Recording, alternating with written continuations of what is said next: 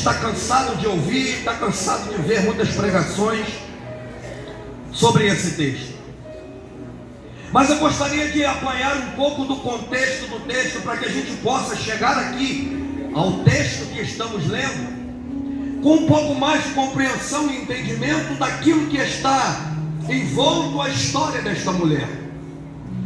O texto começa, na verdade, no capítulo 7 do mesmo Evangelho de João, quando Jesus está pregando pela Judeia, e por ser rejeitado na sua terra, e até mesmo seus próprios irmãos não deram crédito a ele, não acreditaram nele, Jesus foi andar pela Galileia para pregar o Evangelho, observando que quando Jesus pregava, quando Jesus ensinava, Jesus não estava em busca de notoriedade e nem de aparecer. Jesus só queria ensinar e mostrar um caminho para a salvação. Este era o foco e o objetivo de Jesus. Não era aparecer. Em nenhum momento Jesus teve a intenção de ser famoso ou de aparecer. Mas o fato é que todo aquele que é chamado por Deus e que tem um ministério, inevitavelmente ele vai acabar se sobressaindo a outros. Ele vai acabar aparecendo mais do que outros, porque aquele que Deus chamou, aquele que Deus escolheu, aquele que Deus capacitou e aquele que Deus deu um ministério, normalmente ao desenvolvê-lo, ele vai chamar mais a atenção do que aquele que talvez tenha a mesma chamada, o mesmo ministério, mas não se dedica ao ministério quanto aquele que está se destacando. E é importante nós atentarmos que quando isso acontece, começa a gerar inveja naqueles que não querem fazer, porque aqueles que fazem e aqueles que se dedicam em fazer acabam causando inveja nos que não fazem, mas também não estão satisfeitos em ver o outro fazer. Os irmãos de Jesus não estavam satisfeitos, expulsaram Jesus. Falaram para ele: ó, vai fazer a tua obra lá na Judeia, para de andar aqui na Galileia, porque tu quer aparecer, então te mostra-te ao mundo, porque para fazer as obras que tu faz, não é para ficar escondido não, tem que aparecer. Só que o foco de Jesus não era aparecer, e o texto vai nos mostrar que Jesus sai dali, e quando está próximo da festa dos tabernáculos, o texto vai continuar dizendo que Jesus sobe para Jerusalém. Mas olha a estratégia de Jesus. Jesus espera os seus irmãos subirem para Jerusalém. Depois que os irmãos vão, Jesus vai. E aí Jesus entra no meio do povo para não ser notado. Por quê? Porque o nome de Jesus estava sendo comentado em Jerusalém. Jesus já estava sendo conhecido pelas obras que ele fazia, pelos milagres que ele fazia e pelos ensinamentos que ele dava, que fazia com que muitos se admirassem. Haja vista que nesta oportunidade os fariseus haviam mandado os mensageiros ir até a Judeia, até a Galileia, para tentar prender Jesus. Mas observe que os mensageiros chegando lá e vendo Jesus pregar, vendo Jesus ensinar, vendo Jesus fazer milagre, voltaram para os fariseus sem ter Jesus, sem prender Jesus. E quando eles chegam na presença dos fariseus, os fariseus vão perguntar: cadê ele? Aí os mensageiros vão dizer para os fariseus: não tem como prender esse homem, porque a palavra que sai da boca dele tem poder. O que ele fala transforma vidas. O que ele fala, oh glória, muda a vida de pessoas. O que ele fala causa transformação em pessoas que estão desacreditadas, desanimadas, desamparadas, esquecidas, desprezadas. O povo está gostando do discurso dele e não tem como a gente prendê-lo agora, porque ele traiu na graça do povo. Aí os fariseus vão olhar para eles e vão dizer: porque vocês também estão acreditando nele? Porque para todo mundo Jesus era um falso profeta, principalmente para os fariseus. Jesus era um falso profeta. E observe que o texto vai nos mostrar que quando Jesus sobe a Jerusalém, na época da festa dos tabernáculos, havia um burburinho sobre o nome de Jesus. E a discussão era: não, ele é bom, ele é profeta, ele é homem de Deus. E outros diziam: não, esse aí é mais um, esse é mais um falso profeta, esse é mais um enganador, esse é mais um falso Cristo, esse é mais um falso Messias.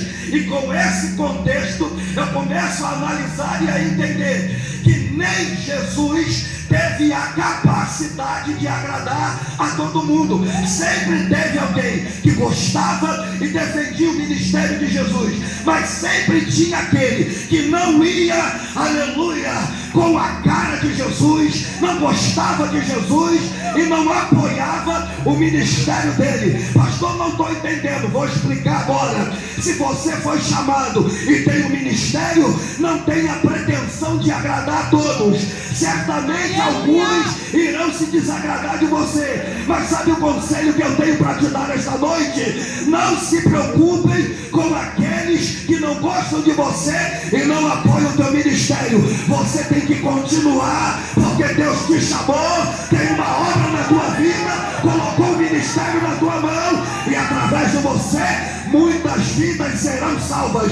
Olha para essa pessoa que está do teu lado aí, por favor, e diga para ela: não pare e não desista por causa da perseguição, porque Deus tem uma obra com você. Aleluia. Jesus chega no templo, e o texto vai nos mostrar que Jesus começa a ensinar no templo. Mas o discurso de Jesus, mais uma vez, como era de costume, vai causar impacto. E o povo quer pegar Jesus. O povo, entre aspas, porque na verdade quem queria o mal de Jesus não era a multidão, não era o povo, eram os fariseus, eram os saduceus, eram os religiosos da época, porque tinham as suas doutrinas confrontadas com as palavras que Jesus pregava.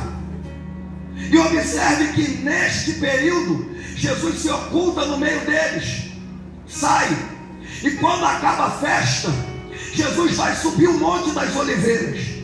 E aqui nós entramos no texto que nós estamos lendo. Observe a sequência. Jesus sai de uma festa. Jesus estava participando de uma festa, mas não era uma festa qualquer, não era uma festa comum, não era uma festa mundana, era uma festa de celebração a Deus, que era uma das maiores festas que Deus instituiu em Israel para celebrar ao Senhor e celebrar a libertação do povo quando peregrino pelo deserto. Jesus participava da festa. Entenda bem, acabou a festa, Jesus subiu um monte para orar. Eu aprendo uma coisa aqui com Jesus interessante. Depois da festa, não é hora de descansar. Depois de participar de uma festa, não é hora de relaxar. Porque tem gente que participa da festa e depois relaxa. E quando relaxa, a luta vem, a dificuldade vem, o problema vem, e está tão relaxado que ele não consegue ter estrutura para suportar a dificuldade. Vamos comigo no texto. O texto vai dizer que Jesus sobe, vai para o monte, passa a noite orando, desce do monte de manhã. Quando Jesus desce do monte, vai ele de novo para o templo. Está entendendo a sequência? Jesus sai do templo, vai subir o monte, desce do monte e vai para o templo. Jesus, evangelista Cleide, está sempre buscando a presença de Deus. Jesus está sempre em consagração a Deus. Jesus está sempre em intimidade com Deus. Jesus está sempre em oração com Deus. Jesus não relaxa.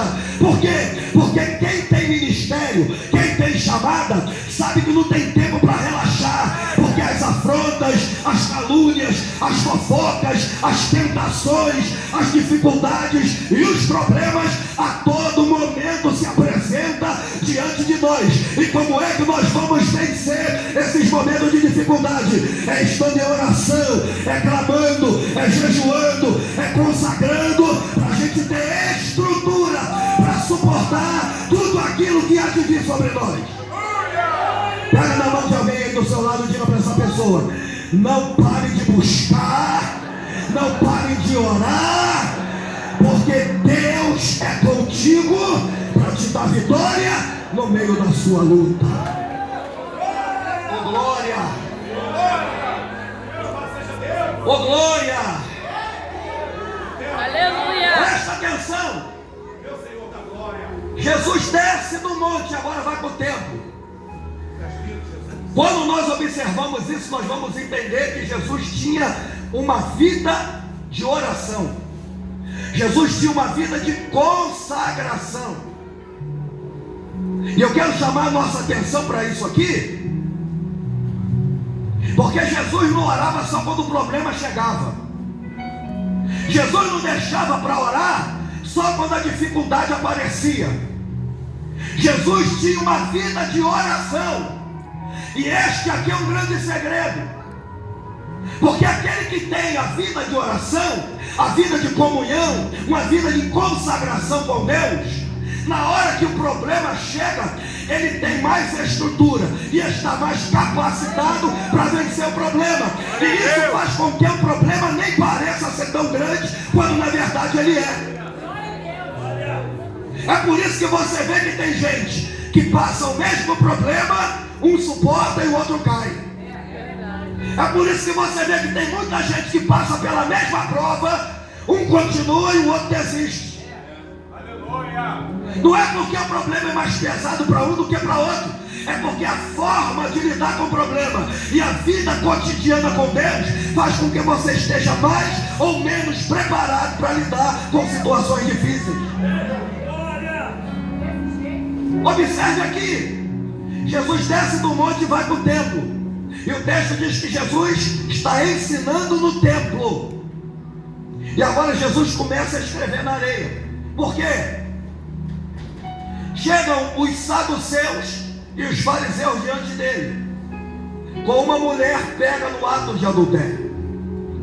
Eu não vou nem entrar na questão da lei, que a gente já sabe disso. A questão do apedrejamento da lei de Moisés. E todos nós já conhecemos o texto, sabemos que quando era para ser apedrejado, tinha que apedrejar os dois, o adúltero e a adúltera.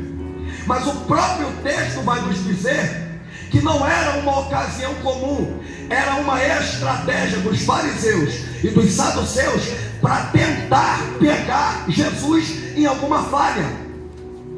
Porque como eles não viram falha em Jesus, eles tentaram arranjar um jeito de criar uma falha nele. Porque tem gente que é assim, olha para você, não vê defeito em você, não vê nada com que pode te apontar, te acusar, e aí fica fazendo fofoca, levantando calúnia, arrumando um jeito, um pretexto de levantar alguma coisa contra você, para pegar você e tentar te acusar.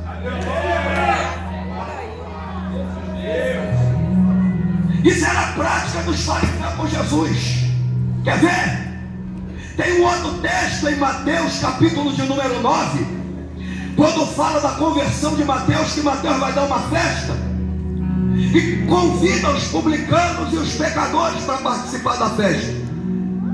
Jesus é o convidado especial da festa, e ele está sentado no meio dos publicanos e dos pecadores. Quando do outro lado da rua, ao longe, passam os fariseus, olham para dentro da casa e vê Jesus assentado na mesa, comendo com os publicanos e os pecadores. O que eles vão fazer?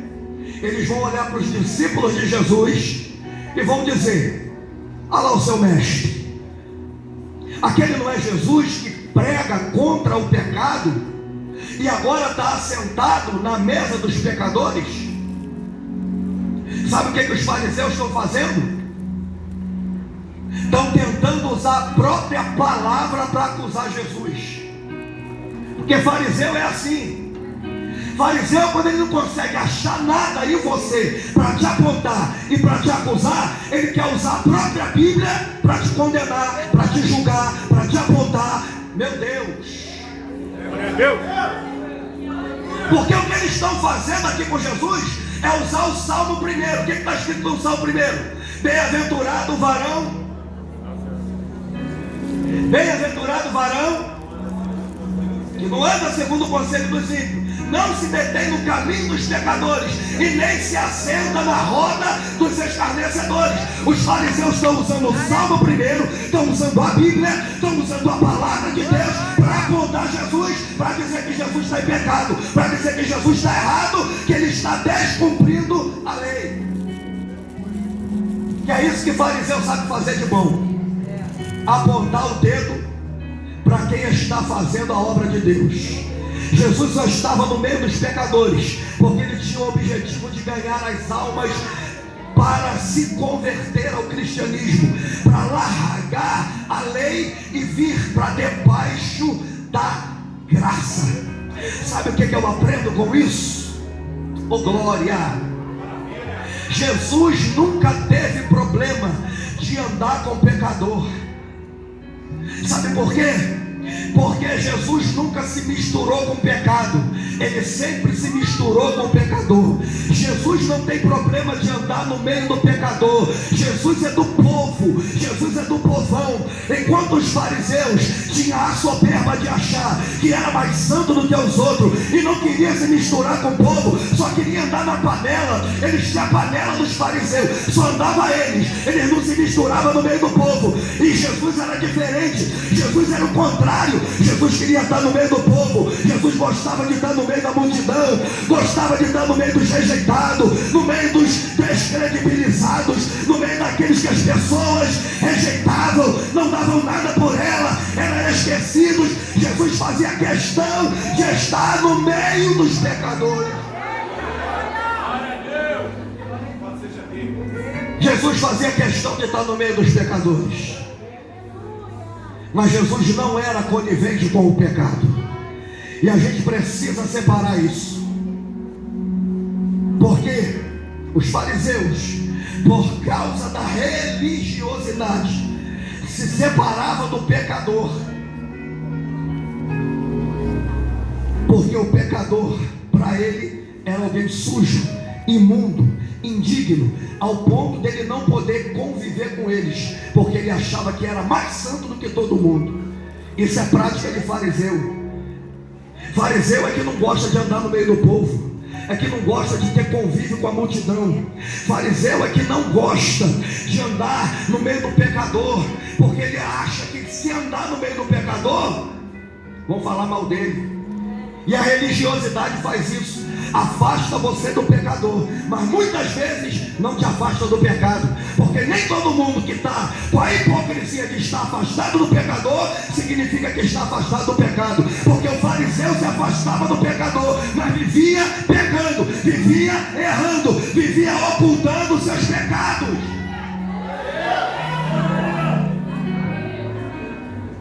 O texto vai nos mostrar que quando eles trazem a mulher, quem é que traz? Saduceus e fariseus, religiosos, que viram diante de Jesus a oportunidade de acusá-lo, de apontá-lo, e para isso expuseram uma mulher para ser envergonhada diante de todos. Porque essa é uma prática comum do fariseu. O fariseu, ele quer te apontar, ele quer te acusar e ele quer te ridicularizar na frente das pessoas. Ainda que a gente esteja errado ou esteja errando, ninguém tem o direito de apontar o teu erro e o teu pecado, porque aquele que te aponta é tão pecador contra você. A prova disso é que aqueles que estavam ali apontando a mulher eram tão pecadores quanto ela, embora fossem religiosos. Mas ser religioso não dá garantia a ninguém de ser mais santo do que ninguém. Então olha para essa pessoa que está do teu lado aí, por favor, pega na mão dela aí e diga para ela aí: fica tranquilo. Não, me ajuda aí, vai, fala para essa pessoa: fica tranquilo, quem te aponta, quem te acusa é tão pecador pecador quanto você. Olha para ela e diga assim: fica tranquilo, Jesus não vai deixar ninguém te envergonhar. Vai, fala, me ajuda aí, vai. Fala para essa pessoa: não, Jesus não vai deixar ninguém te envergonhar. Porque quem te acusa, quem te aponta, quem aponta o teu erro, quem aponta o teu pecado, quem te julga é tão pecador quanto você. Só é mais um hipócrita, porque em vez de olhar para o seu próprio erro e para o seu próprio pecado, quer ficar apontando o erro e o pecado dos outros.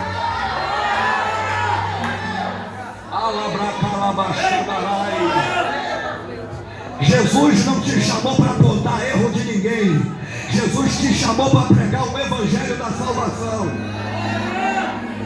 Jesus não te chamou para julgar ninguém. Jesus te chamou para pregar o evangelho da graça. Glória a Deus. O texto vai nos mostrar que eles vão apontar a mulher diante de Jesus e Jesus não fala nada e vai escrever na terra. Presta atenção, Jesus está dentro do templo. Jesus não está na praia, como alguns ficam dizendo aí que estava escrevendo na areia da praia. O texto é bem claro: Jesus desce do monte e vai para o templo. E dentro do templo Jesus está escrevendo na terra. E os fariseus e os saduceus estão insistindo com ele.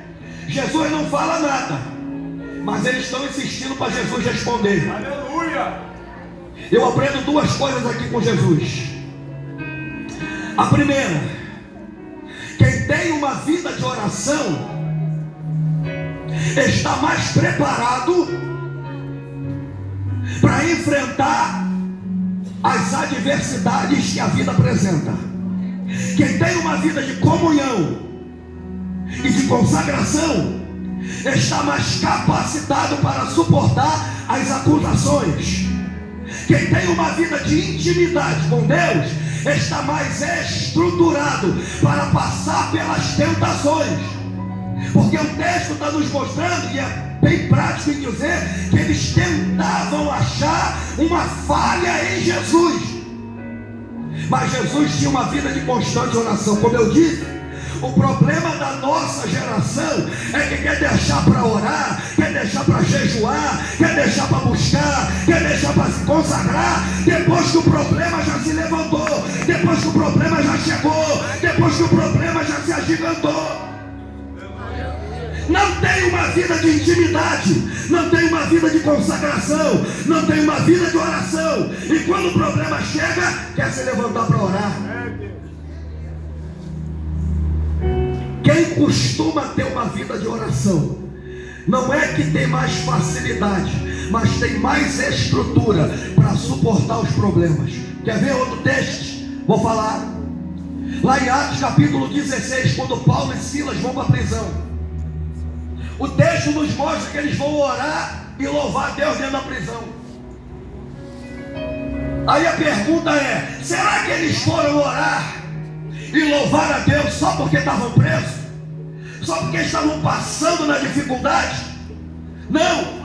O que Paulo e Silas estavam fazendo era a prática cotidiana da vida deles. E é só olhar o contexto que você vai observar. Esse contexto de Paulo e Silas diz que Paulo e Silas descem na cidade de Filipe. E quando eles descem na cidade de Filipe, a Bíblia vai nos dizer que a primeira coisa que eles fazem é procurar um lugar para a oração. Eles vão descer e não vão tomar banho de praia. Eles vão descer e não vão procurar um lugar para se divertir. Eles vão descer na cidade e vão procurar um lugar para a oração. Porque quem tem a prática de orar, ora de manhã, ora de tarde, ora de noite, ora quando dá, ora quando não dá, ora no carro, ora no trabalho, ora em espírito, ora em pensamento, ora em todo instante. Porque a Bíblia manda você orar sem cessar. Tem gente que tem prática na oração, tem outros que só ora quando o problema chega. Tem gente, pastor Márcio, que tem prática em se consagrar e orar. Tem outros que só tiram um tempo para se consagrar e orar quando o problema chega. E aí tem que ficar vindo para a igreja, pedir oração para o pastor, pedir oração para o presbítero, pedir oração para missionário, pedir oração para todo mundo.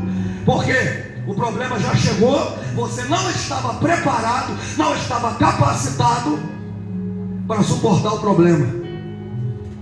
Crente, meu irmão, tem que viver preparado para tudo que vier.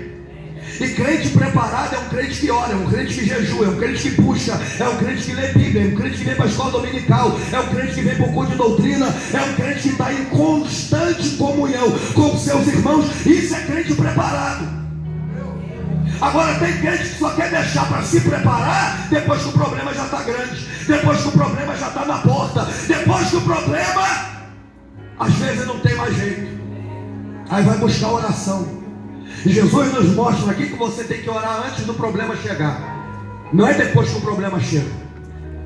Olha para quem está do teu lado aí e fala para essa pessoa: começa a orar hoje. Não está fraco, irmão, vai, fala para ele: começa a orar hoje, porque Deus vai dar vitória para você no problema de amanhã. Aleluia. Porque pastor está profetizando que amanhã eu vou ter problema na minha vida. Não, eu estou dizendo para você o que a Bíblia diz. A Bíblia fala que basta cada dia o seu próprio mal. Então se você vai ter um dia difícil hoje, teve um dia difícil hoje e vai ter um dia difícil amanhã, é melhor você começar a orar hoje pelo dia difícil que você vai enfrentar amanhã.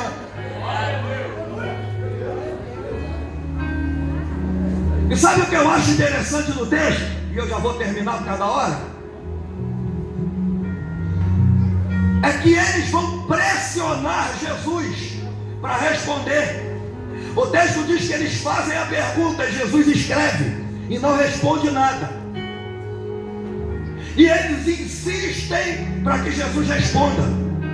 Aqui eu aprendo outra coisa com Jesus. No momento que você é pressionado, você tem que ter sabedoria, mansidão, paciência para responder a coisa certa na hora certa. Porque quem quer resposta muito rápida pode acabar ouvindo aquilo que não quer. É verdade, Jesus, aleluia. Jesus não queria responder, ele está lá escrevendo, mas eles estão insistindo. E aí, mestre, fala aí o que tu vai fazer agora. Ela foi pega no ato do adultério, Jesus está escrevendo e não quer responder, mas eles estão insistindo, Cleiton. Responde, mestre. Aí Jesus vai responder. Ah, tu quer ouvir?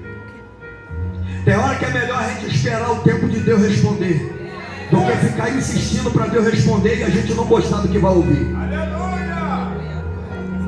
Vou repetir isso aqui para você entender. Tem hora que é melhor você esperar o tempo de Deus responder do que você ouvir aquilo que Deus tem para te dizer e você não gostaria de ouvir. Jesus olha para eles e diz: aquele que não tem pecado começa a atirar a primeira pedra. Meu Deus! Sabe o que eu aprendo com esse texto? Jesus não tem prazer de envergonhar ninguém, mas ele também não gosta de ver ninguém sendo envergonhado. Aleluia! Ele não tem o prazer de envergonhar ninguém, mas ele também não gosta de ver ninguém sendo envergonhado. Tentaram envergonhar e ridicularizar a mulher na presença de todos. Ele não queria responder. Jesus teve calma, teve paciência, sabedoria para responder. Por quê? Porque a gente sabe que quando a gente é pressionado a dar uma resposta, a gente acaba respondendo aquilo que não deve, aquilo que não quer, fala besteira, e aí depois que a palavra sai já era. É por isso que tem muita gente que está pagando preço por aquilo que fala na hora da pressão. É por isso que tem muita gente que lança uma palavra que machuca e que fere o outro na hora que é pressionado, e a palavra lançada não dá mais para voltar atrás. Verdade. Jesus responde à altura, porque eles queriam envergonhar a mulher, mas Jesus vai devolver a vergonha para eles. Por quê? Porque normalmente aquele que nos acusa tem o mesmo pecado que nós. Aquele que nos aponta comete o mesmo pecado que nós cometemos, mas tem o prazer de nos acusar, para ver nós ficarmos envergonhados na presença dos outros. Sabe por quê? Aqueles homens também tinham pecados, tinham muitos adúlteros ali no meio, mas ninguém sabia. Pecados ocultos, mas estavam ali apontando e acusando a mulher. Mas Jesus, que conhece a vida de todo mundo, olhou para eles e disse: vocês não têm pecado, então começa a tirar a primeira pedra. Vocês querem envergonhar ela? Então agora vocês vão ser envergonhados. Olha para quem está do teu lado, por gentileza, e fala para ela: fica tranquila, quem está tentando te envergonhar vai ser envergonhado. Olha para essa pessoa aí, por gentileza, fala para ela: aquele que está tentando te envergonhar é que vai ser envergonhado, porque Jesus não vai deixar ninguém te envergonhar. Aleluia. Jesus não vai deixar ninguém te envergonhar. Estão tentando apontar o teu erro, estão tentando apontar o teu pecado, achando que estão bem na fita, porque o pastor não está vendo o erro, o missionário não está vendo o erro, a missionária não está vendo, o ministério não conhece o teu erro, mas Jesus conhece. Então, antes de você apontar o erro de alguém, olha para a tua vida e vê se você tem capacidade de apontar o dedo para alguém. Glória! Aleluia, Se coloque de pé, meu irmão, não vou demorar mais não, pastor me deu.